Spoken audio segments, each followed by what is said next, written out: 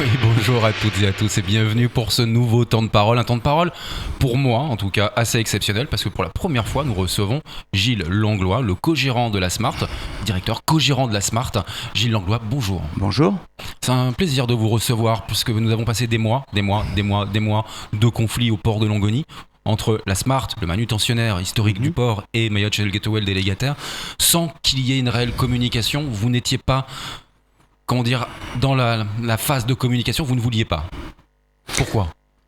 En fait, c'est pas qu'on n'était pas dans une phase de communication, c'est plutôt qu'on était dans une phase de travail aussi, puisqu'il a fallu qu'on se défende aussi par rapport à tout ce qui arrivait. Donc on a préféré le travail à une communication. Et d'ailleurs, c'est un peu pour ça que je suis ici aujourd'hui. C'est parce que cette communication nous amène aujourd'hui à dire tout et n'importe quoi, et j'aimerais bien remettre les choses en place. Qu'est-ce que vous aimeriez remettre en place en premier lieu ? En premier lieu, c'est principalement suite aux dernières interventions du chargé de communication, je crois, de MCG. Jacques-Martial Henry, c'est un chargé de communication auprès des institutions. Tout à fait. Bon, il semble que ce soit pas... Enfin, moi, je suis pas une institution, donc en tout cas, je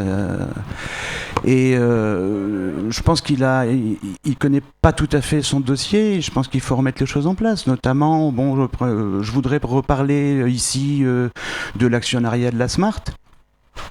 Je trouve que c'est faire insulte à la famille Henry de faire croire à la population ici que ce sont les Réunionnais qui tiennent la Smart. C'est totalement faux. Aujourd'hui, l'actionnariat de la Smart est toujours aux mains de la famille Henry puisqu'elle représente 51% des actions. Indépendamment de cela, que ce soit des Réunionnais, que ce soit des Mahorais, que ce soit des Français, que ce soit des Allemands qui sont à la tête de la Smart, je ne vois pas où est le problème. Moi, ce que je vois, c'est que la Smart emploie aujourd'hui 180 Mahorais, un peu plus de 180 Mahorais. C'est ça qui est important pour moi. Mais alors, je reviens sur cette question de l'actionnariat. Oui. Sans vouloir faire insulte à la famille Henry, absolument pas. En effet, il y a Arlette Henry, il y a une petite part du reste de la famille Henry, et il y a le cas de Jean-Claude Novou. Est-il véritablement actionnaire ou c'est Jacques Virin qui, détient véritablement ses parts ? Tout repose là-dessus entre Jacques Virin et l'accord. Alors, d'abord, il faut dissocier Jacques Virin de l'accord. Oui, complètement. Déjà, parce que vous savez que Jacques Virin ne fait plus partie de l'accord. Donc il y a l'accord, il y a Jacques Virin, et il y a une société qui s'appelle RSM, qui appartient à monsieur Jacques Virin, dont monsieur Jacques Virin est propriétaire. Ensuite, vous avez la famille Henry. Je répète, Jean-Claude Henry ne porte pas, monsieur Virin, ne porte pas les parts de Jean-Claude Henry et vice-versa. Chacun a ses parts propres. D'accord, on tourne la page, on passe à autre chose. La Smart, aujourd'hui, a failli mourir. Et il y a eu un revirement de situation avec le tribunal de commerce de Marseille qui a fait en sorte que le contrat qui vous liait à la CMA-CGM, compagnie maritime, 70% du volume au port de Longoni, l'oblige à travailler avec vous jusqu'au 31 décembre 2016. Oui. Que se passera-t-il au 1er janvier 2017 pour la Smart ? Alors pour l'instant, c'est en discussion. Nous avons fait un voyage dernièrement à Marseille où nous avons été reçus par les gens de CMA-CGM qui, justement, eux, se posent exactement les mêmes questions que vous. Tout comme nous, tout le monde se pose les mêmes questions. Aujourd'hui, c'est une affaire qui est encore pendante au tribunal puisque, comme vous devez le savoir, MCG a fait appel de la décision du tribunal de Marseille. Tout à fait. Donc... pour le moment, c'est donc, comme je le disais, une affaire pendante au tribunal. Nous, on continue à travailler. Jusqu'à preuve du contraire, la Smart, aujourd'hui, est la seule société de manutention sur le territoire à être agréée. D'ailleurs, notre agrément porte le numéro 1. Mais moi, je ne connais pas d'autres sociétés de manutention aujourd'hui au port de Longoni. Oui, puisque le conseil portuaire a refusé l'agrément pour Manuport, notamment. Pour le moment, voilà. Pour le moment. Donc moi, la situation au 1er janvier 2017, si tant est que la Smart soit encore le seul manutentionnaire au port, eh bien la CMA-CGM continuera à travailler avec la Smart. Si demain il y a un deuxième manutentionnaire, à ce moment-là, eh bien, on se battra à armes égales, j'espère, avec ce manutentionnaire pour obtenir les contrats.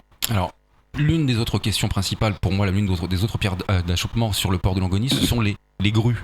Oui. Les grues géantes. Oui. À l'heure actuelle, les grutiers de la Smart peuvent-ils ou pilotent-ils les fameuses grues? Comment est-ce que ça fonctionne? Alors, ça, c'est encore un autre problème. Donc, les grues de la Smart, les grues de MCG sont aujourd'hui pilotées uniquement par du personnel MCG.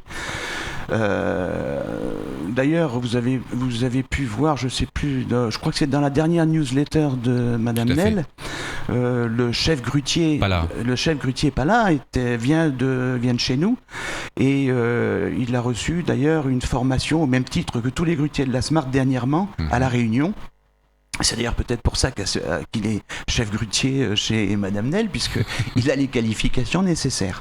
Donc simplement, moi ce que je voulais dire, c'est que le problème des grues me semble pas tout à fait normal, parce qu'en fait on s'appuie sur une défiscalisation pour interdire à la Smart de piloter ses grues, alors que dans tous les autres ports, enfin dans la majorité de tous les ports métropolitains, l'outillage public se loue coque nue. Voilà. Nous avons fait l'effort de former tous nos personnels, que ce soit pour la conduite des grues, mais aussi pour la conduite des portiques, ce qu'on appelle les RTG. Nos personnels sont aussi formés pour conduire ces RTG. Donc maintenant, nous sommes en discussion, parce que ça fait partie de la convention que nous avons signée avec MCG. Dans cette convention, il est dit que cette convention doit être suivie d'une autre convention en fait de prêt de personnel pour que la Smart puisse piloter les grues et les RTG. Alors, à l'heure actuelle, oui, Flo, je vous donne la parole dans un instant, ne vous inquiétez pas. Mais à l'heure actuelle, vous louez le personnel de MCG quand vous avez un contrat avec la CMA CGM? Comment est-ce que ça se passe? Non, aujourd'hui, ce qui se passe, c'est que la CMA CGM, depuis que nous avons repris le travail il y a 2 mois, nous a demandé à ce que tous les bateaux soient travaillés avec les grues de bord. Donc c'est une volonté de CMA CGM. En attendant, bien entendu, que l'on trouve des accords avec MCG sur la conduite de cet outillage. Grues de bord, pour que tout le monde comprenne, ce sont des grues embarquées sur les bateaux. Absolument. Donc on n'utilise pas les grues de quai. Absolument. D'accord. Donc aujourd'hui, malheureusement, ces grues de quai ne sont pas utilisées. C'est un manque à gagner pour la Smart ou pour le port de Longonier en règle générale? Je pense que c'est pas un manque à gagner pour la Smart, c'est surtout un manque à gagner pour MCG qui doit certainement avoir des mensualités qui lui tombent tous les mois. Flo, je vous laisse la parole. Oui, alors ça n'a plus aucun rapport, parce que ça fait 10 minutes que j'attends.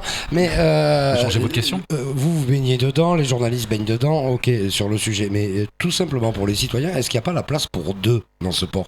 Ça fait 1 an qu'on entend parler de conflit. Est-ce que tout le monde ne peut pas travailler ensemble, tout simplement? Oui, tout à fait. Alors moi, je fais partie des gens qui disent que pour le moment, à Mayotte, et compte tenu du trafic et compte tenu du volume qu'il y a au port, je ne pense pas qu'il y ait de la place pour 2 manutentionnaires. Sincèrement, aujourd'hui, quand nous travaillons à peu près entre 12,5 et 15 jours par mois, D'accord. sur 2 shifts qui se font de 8h du matin à 14h et de 14h à 20h.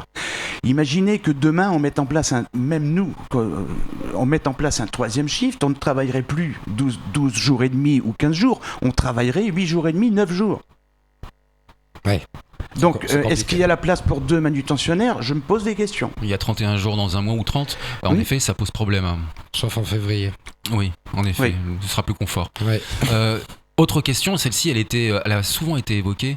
C'était plus une accusation envers la Smart pendant les mois de conflit qui se sont déroulés. La question, je la posais de manière ouverte, mais je n'avais pas de réponse. Vous êtes en face de moi aujourd'hui, j'en suis vraiment heureux. Voilà, la Smart a été accusée de ne pas avoir, accompagné ses salariés en formation, en salaire pendant des années, ni en investissement, et qu'elle se réveillait quand les investissements étaient faits. Qu'est-ce que vous avez à répondre à ça? Beaucoup de choses. Moi, j'ai beaucoup entendu dire pendant cette période que la Smart n'avait pas été capable d'acheter des grues à l'époque. C'est ça, ça a été dit. Alors, moi, je vais vous répondre. Il faut savoir ce qu'on veut. Parce qu'aujourd'hui, tout le monde dit il faut plusieurs accognés sur le port, il faut qu'il y ait de la concurrence, etc. Mais si vous laissez la Smart acheter l'outillage public, qu'est-ce que vous aurez comme concurrence? Vous n'en aurez plus. Si la Smart est propriétaire de l'outillage public, qui est-ce qui va venir travailler avec quoi? D'accord? Donc il est normal qu'il y ait un concessionnaire, il est normal qu'il y ait un ou plusieurs manutentionnaires, si tant est que le trafic le permette, et chacun a des rôles. Le concessionnaire doit, lui, investir dans l'outillage public, et le manutentionnaire, lui, investit dans ce qu'on appelle l'outillage privé, c'est-à-dire les élévateurs, les superstackers, etc., etc. Très bien. Alors, autre question. La DSP, la délégation de service public qui était signée et accordée à Mayotte Channel Gateway le 1er novembre 2013. C'était une convention, d'exploitation portuaire qui aujourd'hui s'est transformée en manutention. Comment est-ce que vous l'expliquez ? Je l'explique par le fait, c'est mon avis, je pense que la DSP n'a pas été rédigée correctement, ou tout du moins peut-être n'a pas été suivie lors de sa mise en place, parce que pour moi il n'y avait aucun doute, la DSP ne comprenait pas la manutention. La DSP c'était pour avoir un concessionnaire d'outillage public sur le port. Donc en fait c'est une société qui est assimilée à une société publique. Aujourd'hui la DSP est interprétée par MCG qui dit que en fait MCG doit faire toute l'exploitation du port de Longoni, y compris la manutention. Pour moi c'est une interprétation. Maintenant, ce qui est dommage, c'est que dans cette DSP, il y avait des comités, il y avait normalement, je me souviens comité pas de tous les technique, articles, comité stratégique, comité de pilotage ou comité stratégique, il y aurait dû avoir comité de suivi. Non, c'était prévu dans la DSP, et ils n'ont jamais été actionnés. Alors peut-être que s'ils avaient été actionnés à temps, nous n'en serions pas là aujourd'hui, et que les choses auraient été mises au clair tout de suite. Alors une question qui est capitale à mon sens. Vous êtes le co-gérant de la Smart à un moment ou à un autre, depuis le 1er janvier 2013, date de prise de position de Mayotte Channel Gateway, avez-vous été contacté par Mayotte Channel Gateway à un moment ou à un autre pour l'investissement de ces grues, en vous disant attention, nous allons investir et il y a un agrément de défiscalisation? Avez-vous été averti et prévenu au préalable? J'en ai pas souvenir. J'en ai pas souvenir parce que je sais que personnellement j'avais demandé à l'époque à Madame Nel de savoir, je voulais savoir ce qu'elle comptait faire au niveau des investissements, parce que nous étions, nous, Smart, intéressés au premier plan, puisque pour moi, dans la suite logique, c'était justement de louer ces matériels qu'elle allait acheter. Outillage public. Puisque c'était de l'outillage public. Et en fait, on a eu une ou deux réunions qui se sont... Et après, on n'en a plus eu. Mais comment peut-on passer d'une convention qui établit de la location d'outillage public comme dans tous les ports de France et de Navarre à une propriété de l'outillage qui n'est plus public à une société qui, elle, gère le port de Longoni à travers un agrément fiscal? C'est pas possible, il y a quelque chose qui va pas juridiquement. Je pense qu'il y a quelque chose qui va pas, oui, certainement. On est bien d'accord que la règle, c'est que le délégataire aurait dû acheter des grues avec ou sans aide de l'Europe, l'État, et le mettre à disposition du manutentionnaire des entreprises sur place, qui en ait une ou qui en ait 125, comme ça se passe à La Réunion. Absolument. Moi j'ai une petite question, tout simplement, parce que là on essaie de faire point par point, mais d'un point de vue général, comment ça va? Est-ce que le trafic du port augmente, et quel est l'état d'esprit de vos équipes à la Smart à l'heure actuelle? Je ne pense pas qu'il y ait une forte augmentation du trafic à Longoni depuis ces derniers mois. Mais c'est prévu ou pas? C'est ce qui se dit. Ouais. D'accord. Moi, pour l'instant, j'ai pas constaté une augmentation, une forte augmentation. C'est l'augmentation classique qui est de l'ordre de 2 à 4% annuel sur le port de Longoni depuis des années. Voilà. Si vous aviez le pouvoir décisionnel sur le port de Longoni, vous êtes le patron du conseil départemental, vous êtes Swabadini Ibrahim Rabani, qu'est-ce que vous changeriez aujourd'hui pour que les choses fonctionnent correctement? L'emplacement. Non, pas du tout. Non, je pense que si j'étais le président du conseil départemental, je demanderais à ce qu'on puisse avoir un grand port maritime, comme à La Réunion. Parce que là, on rigole plus. Une fois que c'est un grand port maritime, il y a un conseil d'administration, les choses sont claires et on ne mélange pas le privé et le public. En effet, ça a le mérite d'être clair. C'était une volonté d'ailleurs de Norbert Martinez, l'ancien président de la Chambre de commerce et de l'industrie, qui était en lice aussi. Vous regrettez que ce ne soit pas la Chambre qui ait été choisie dans la DSP ? Vous savez, quand à l'époque, nous ne nous sommes prononcés ni pour l'un ni pour l'autre, puisque nous étions justement convaincus qu'il s'agissait en fait de la nomination d'un concessionnaire et non pas d'un manutentionnaire. Donc il était hors de question pour nous de se mettre ni avec l'un ni avec l'autre. Mhm. Quel est l'avenir du port de Longoni avec la Smart aujourd'hui? Ce sera ma dernière question. Comment le voyez-vous? Avec la Smart ? Avec la Smart, bien évidemment. Ah, mais c'est gentil. Mais j'espère qu'on restera encore de longues années manutentionnaire au port de Longoni et que moi, ce que j'aimerais, c'est avoir le temps de pouvoir continuer à former tout le personnel que j'ai. Et parce que je trouve que... Je vais reprendre une phrase du sénateur Marcel Henry. Je le dis avec beaucoup d'émotion, parce que moi, je suis un des seuls Européens qui travaille à la Smart.